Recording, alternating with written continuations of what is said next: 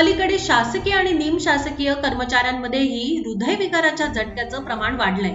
Police खात्यामध्येही काही कर्मचाऱ्यांचे हृदयविकाराच्या झटक्यानं मृत्यू झाल्याची घटना घडल्या आहेत। असाच एक दुर्दैवी मृत्यू रायगड जिल्ह्यात पनवेल तुर्भे पोलीस ठाण्यात कर्तव्यावर असलेल्या कर्मचाऱ्याचा झालाय। तुर्भे पोलीस ठाण्यात कर्मचाऱ्याचा गुरुवारी हृदयविकाराच्या तीव्र झटक्याने मृत्यू झाल्याची दुर्दैवी घटना घडली। मिळालेल्या माहितीनुसार प्रसाद सावंत असं मृत्यू झालेल्या कर्मचाऱ्याचं नाव असून ते 44 वर्षांचे होते।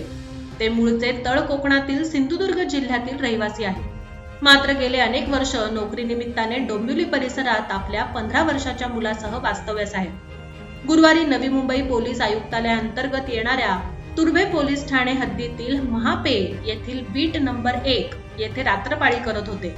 दरम्यान पहाटे 6 वाजता सावंत यांना अस्वस्थ वाटू लागलं। त्यांना जवळच असलेल्या नवी मुंबई पालिकेच्या रुग्णालयात दाखल करण्यात आले।